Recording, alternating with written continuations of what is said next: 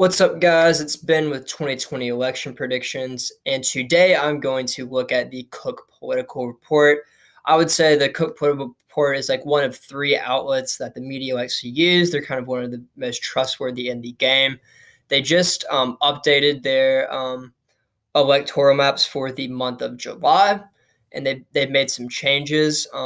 They Before July they had it more of kind of a toss-up race, but right now the Cook Political Report can now predict that Joe Biden will be the 46th president of the United States, and they say that the 2020 race is more looking like a Democratic tsunami than a blue wave. The media called 2018 a blue wave, and I do agree that it was, but the Cook Political Report's Amy Walter is predicting it could be even worse. So some changes that they've made, they put Wisconsin and Pennsylvania in the lean Democratic column from toss-up. Maine, they made it a likely. And they have Georgia now as a toss-up state. It's actually pretty interesting that because Georgia has been typically a lean Republican state, but they're putting it into the toss-up column. And they still have Florida and Arizona in the toss-up column, but they say that right now Biden, if it were held, the election were held today, that Biden would be favored. So right now, I converted this to over here just because I think I like it a little bit better. But this is the same exact thing you saw before.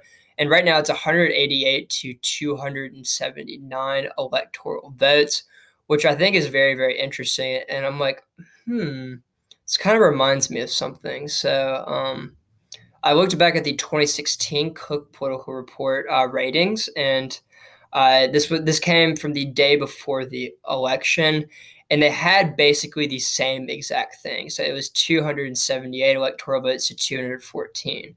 I mean, the only thing we would have to change in this forecast is maybe make Georgia a lean Republican, and I mean we are very, very close to the matchup. So the only things that were a little bit different is that it was basically all the same in the Rust Belt. The people at Cook's Political Report had Georgia and Arizona in the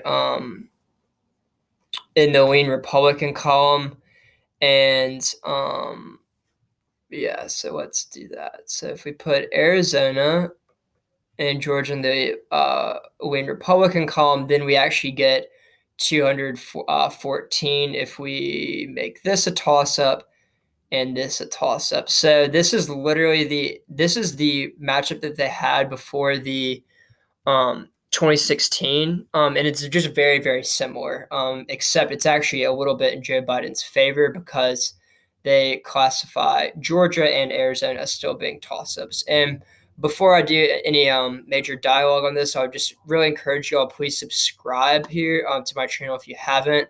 It really helps me out and just makes me know that people are watching my videos. And if you're already subscribed, click the bell notification tab. It's right next to the red subscribe button. And give this video a like and a comment if you like it. And you can share it with people on social media and your friends and family. So what I think is very interesting about this is that not a lot has changed. So I did a video earlier before saying that Donald Trump is in a worse position than he was in 2016. But based purely on the Electoral College ratings, not a lot has changed. His deficits, even though they're probably a little bit greater in Wisconsin, Michigan, and Pennsylvania, are similar to what they were in 2016. I think what is different between the Cook Political Report now is they know that this solid blue wall maybe isn't as solid as it was perceived in 2016. And we see this evident in the betting odds. So the betting odds for Hillary Clinton, the betting odds were a lot more favorable to Hillary Clinton in 2016 than they are to Joe Biden right now in 2020. So the only place where Donald Trump has improved is in terms of the betting odds. And the betting odds aren't based on like concrete polls or data or models. They're based on public perception. So I think this makes sense because the polls were so wrong in 2016. I think a lot of people now don't trust the polls as much. They don't trust the models. They don't trust the media. However, I've said in the past that the betting odds can actually be a better reflection of where the race is. In 2016, this wasn't the case, but it was in the opposite direction. So the models actually, or some models, so Nate Silver's 538 model actually had Donald Trump at a better percent chance than the betting odds did. And I expect going forward this time that the betting odds are actually going to overestimate um, where the race is. So, I mean, this isn't Nate Silver's 538 model, but on this presidential forecast by JHK, we see that Donald Trump in the model is underperforming where his betting odds were. And I mean, before the coronavirus, Donald Trump's betting odds were doing very well. I had a lot of friends who actually they put money down on Donald Trump's reelection chances, which I think now they probably regret. But still, Donald Trump's betting odds I think, are about like 38 or 39, according to the most recent things, which is actually pretty good compared to recently things. So and then one other thing just to compare with the 2016, this is not as important, but so you see Arizona has moved to toss up, Georgia's moved to toss up. Utah is now a solid Republican. There's not going to be a third party like Evan McMullen. And I would consider all of these states pretty solid Republican except for Texas. So let's see what they have here. So they have Alaska, solid Republican. Texas, they have obviously moved it to a lean Republican. But they actually don't have any states that are likely Republican, which is pretty interesting. I think if I had to choose one, it would probably be Montana or Alaska, maybe Utah, but I actually do agree with this model. On the Democratic side, what's changed some is so they had Colorado, Nevada in the lean Democratic column. This has changed. So now they have these in the likely Democratic column. I agree with Colorado's characterization here, but I do not agree with Nevada's. It has been demonstrated that Donald Trump is actually outperforming his 2016 performance with Hispanics.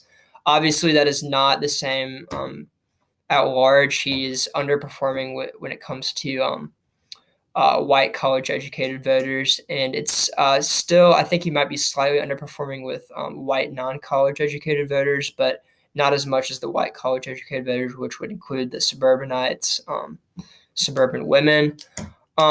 Nevada has a high Latino population, doesn't have as high like white population. So I actually think Donald Trump could possibly outperform his performance in Nevada, and this could help him in a state like Arizona, Texas, and even Florida. So I might do a video just focusing on Hispanic support later. Next up, I want to look at the Cook political report, their ratings too, just so we get the Cook political report out of the way. I think it's pretty interesting here. I've seen this in other forecasts.